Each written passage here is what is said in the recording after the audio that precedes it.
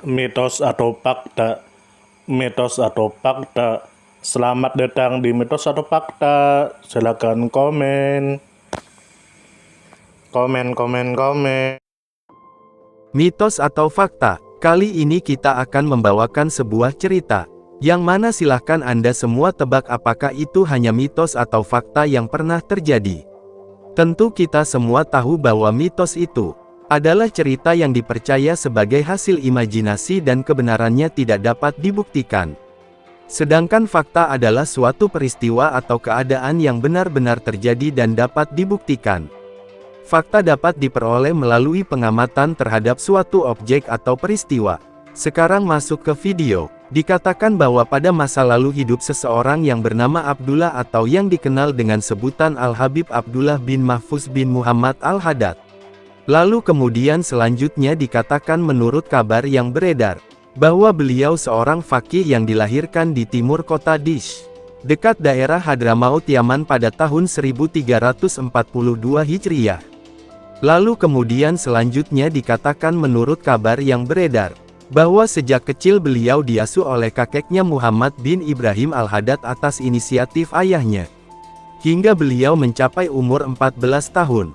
Dari kakeknya inilah beliau mendapatkan dasar-dasar ilmu syariat Islam. Dan kemudian beliau meneruskan pendidikannya di berbagai pondok di Hadramaut, seperti Tarim dan Gilbawazir. Lalu kemudian selanjutnya dikatakan menurut kabar yang beredar, bahwa masa muda beliau dihabiskan untuk menimba ilmu agama kepada masyaikh dan ulama-ulama besar di Yaman. Salah satu guru beliau yang paling masyhur adalah Sayyid Alama Abdullah bin Umar Asyatiri. Kepada syekh inilah Sayyid Abdullah Al-Haddad menimba ilmu syariat di Rubat Tarim. Karena rasa sayang seorang syekh kepada muridnya, beliau memanggil Sayyid Abdullah Al-Haddad dengan panggilan ayahnya yaitu Mahfuz. Dengan harapan agar Allah menjaganya dari segala penderitaan, kesengsaraan, kesakitan dan sebagainya. Dan semasa hidup beliau, tidak satupun masalah dan penderitaan yang beliau alami kecuali Allah selalu menjaganya. Lalu kemudian selanjutnya dikatakan menurut kabar yang beredar, bahwa perjalanan dan petualangan beliau dalam menuntut ilmu tidak hanya berhenti di Hadramaut saja. Tapi setelah beberapa waktu beliau diangkat menjadi qadhi di Mukalla pada tahun 1946 Hijriah. Beliau meneruskan perjalanan ilmiahnya dalam bidang perhakiman di Universitas Khurtum Fakultas Syariah Sudan. Setelah kelulusan beliau pada tahun 1363 Hijriah, beliau kembali ke Mukalla dan menjadi seorang qadhi atau hakim, hingga semua orang merasakan keadilan, amanah dan hikmah besar dari beliau. Keadaan ini terus berlanjut hingga pemerintah merubah sistem syariat Islam dengan hukum ciptaan manusia. Selepas menjabat seorang qadhi, beliau mendirikan halakoh-halakoh di beberapa masjid di Mukalla, guna menyampaikan ilmu dan syariat Islam. Lalu kemudian selanjutnya dikatakan menurut kabar yang beredar, bahwa beliau selalu membuka pintu rumahnya untuk para penuntut ilmu dan orang-orang yang bertanya tentang masalah agama. Jadi seakan-akan rumah beliau adalah sebuah pondok agama yang tak pernah sepi dari para santri yang menimba ilmu. Melihat respon positif dari para masyarakat dalam menimba ilmu, akhirnya beliau bersama beberapa ulama di Hadramaut mendirikan beberapa universitas tarbiyah di Hadramaut.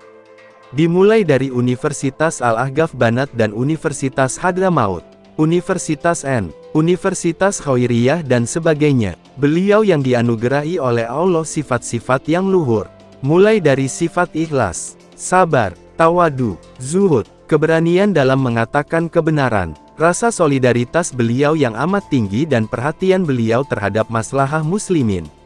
Beliau mendapatkan perhatian dan simpati khusus dari para masyarakat, dan banyak orang yang telah merasakan manfaat dari ilmu beliau. Lalu kemudian selanjutnya dikatakan menurut kabar yang beredar, bahwa hari-hari yang beliau lalui semasa hidupnya tak pernah lepas dari ilmu, baik menuntut ilmu atau menyampaikannya. Di samping itu besar khidmat beliau kepada agama Islam, para muslimin dan orang-orang yang membutuhkan bantuan beliau. Lalu kemudian selanjutnya dikatakan menurut kabar yang beredar, bahwa akhirnya pada Jumat 13 Jumadil tahun 1417 Hijriah maka beliau wafat. Banyak di kalangan masyarakat yang merasa kehilangan seorang kodi yang sangat arif dan bijaksana. Seorang penegak keadilan yang tak pernah takut pada apapun kecuali pada Allah. Namun sampai pada saat ini kita juga bisa merasakan manfaat dari ilmu beliau melalui buku-buku karangan beliau yang begitu banyak. Antara lain, 1. Kitab As-Sunnah wal Bidah. 2. Raf'u Satar an Adilatil Qanun fil Fajar. 3. Risalah fil Bai wa Syira'u Dahab. 4. Risalatul Islam wa Zakat. 5. Risalah fi hukmi musyafahatun nisa. Bagaimana menurut Anda semua? Apakah cerita di atas adalah mitos dan cerita sebelum tidur atau memang fakta yang pernah terjadi? Silahkan tulis di kolom komentar.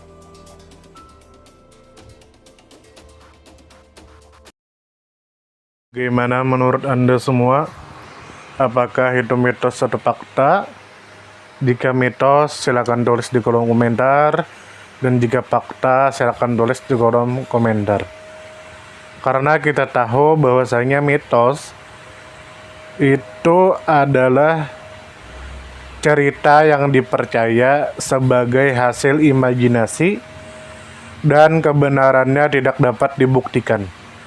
Sedangkan fakta adalah suatu peristiwa atau keadaan yang benar-benar terjadi dan dapat dibuktikan. Nah, jadi bagaimana menurut Anda semua? Apakah ini mitos atau fakta? Silakan tulis di kolom komentar.